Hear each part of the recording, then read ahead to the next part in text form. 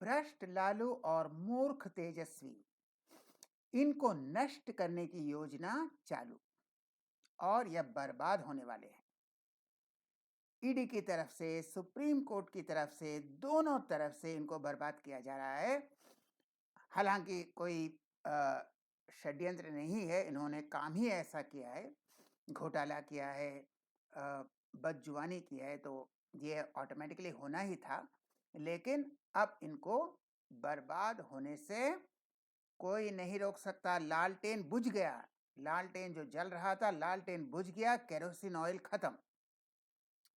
क्योंकि यादव परिवार पर एक नहीं चार चार झटके आए हैं। सुनिए, एक नहीं चार चार झटके आए हैं, दोनों बाप बेटे पर, ईडी की तरफ से और सुप्रीम कोर्ट की तरफ से, और एक अंदर पार्टी का भी मामला है, अपने विधानसभा की में मामला है। तो पहले सुनिए क्या है। लालू को आज ईडी से समन आया, जमीन के बदले नौकरी घोटाला, उनको समन आ गया ईडी से। और तेजस्वी को भी कल पेश होने का समन। आज लालू, कल तेजस्वी, दोनों पेश होंगे जमीन के बदले नौकरी घोटाला में, ये पेश होंगे ईडी के सामने। तो दोनों बाप बेटे ईडी के शिकंजे में। फिर सुनिए क्या हुआ। सभी गुजरातियों को ठग कहकर अपमानित करने पर माफी मांगने का निर्देश। सुप्रीम कोर्ट ने कहा तेजस्वी को पहले माफी मांगो, क्योंकि सब गुजराती को ठग कहा है।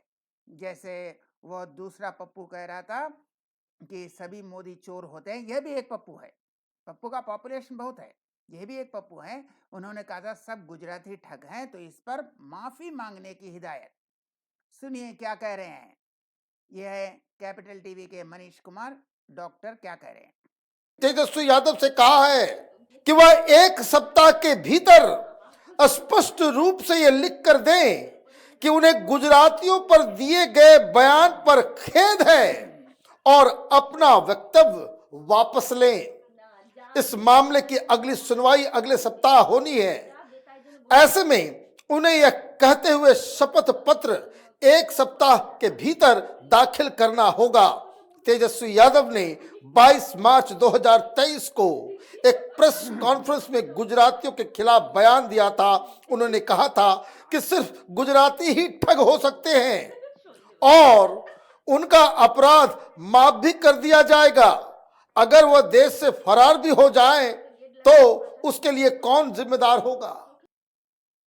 तो यह सुप्रीम कोर्ट की ओर से तेजस्वी को माफी मांगने का नोटिस, जो उन्होंने गुजराती को ठग किया कहा था। यही चीज जो राहुल गांधी, दोनों ही तो पप्पू हैं, उन्होंने कहा था मोदी चोर होते हैं, उन्होंने कहा गुजराती चोर होते हैं।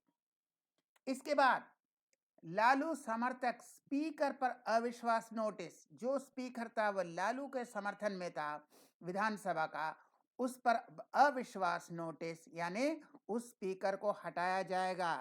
सुनिए क्या है मामला फिर डॉक्टर मनीष कुमार से। बिहार में नई सरकार बने अभी 24 घंटे भी नहीं हुए हैं और सरकार एक्शन मोड में आ गई है। राज्य में आरजेडी के खिलाफ एक्शन लेना शुरू कर दिया। इस एक्शन का सबसे पहले बिहार विधानसभा अध्यक्ष अवध बिहारी चौधरी बने हैं। एनडीए ने अवध बिहारी चौधरी के खिलाफ अविश्वास प्रस्ताव का नोटिस दिया है। बीजेपी के नंदकिशोर यादव ने विधानसभा अध्यक्ष को पद से हटाने के अविश्वास प्रस्ताव का नोटिस विधानसभा सचिव को दे दिया है। इस नोटिस में कहा गया है कि बिहार में नई सरकार बनने के बाद मौजूदा अध्यक्ष पर इस सभा का विश्वास नहीं रह गया है, लिहाजा उन्हें पद से हटाया जाए। इस प्रस्ताव में बिहार के पूर्व मुख्यमंत्री जीतन राम मांझी, पूर्व डिप्टी सीएम बीजेपी के तारकिशोर प्रसाद, जेडीयू के विनय कुमार चौधरी, रत्नेश सदा समेत कई और विधायकों के भी हस्ताक्षर हैं। तो यह झटका उनके समर्थन का स्पीकर भी नहीं रहेगा, और यह सब किसी और द्वारा किया गया है, और नीतीश इसका दोष ले रहे हैं। लोग कहेंगे नीतीश कर रहा है, जैसे उन्होंने एनडीए में शामिल किया, नीतीश कर रहा है, लेकिन नीतीश का इतना नहीं इंटेलिजेंस है, न दिमाग है, यह किया जा रहा है दूसरे द्वारा। और इसी के लिए इस मूर्ख को एकदम शक्तिहीन, पावरलेस, कठपुतली मुख्यमंत्री के रूप में शामिल किया गया, यही काम करने के लिए। तो करेंगे दूसरा कोई और बदनामी हो गई इसकी।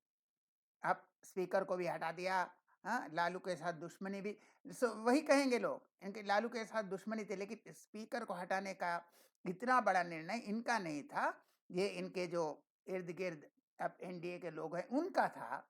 और ये तो है ही एक बेवकूफ है, इनको ना कुछ दिमाग है ना सेंस है। वो कहते हैं ना, कोई सेंस है, इन्हीं को सेंस नहीं है, कहाँ फंस गए इन्हें मालूम नहीं है। हम फिर मिलेंगे ऐसे और वीडियो के साथ, तब तक के लिए नमस्कार।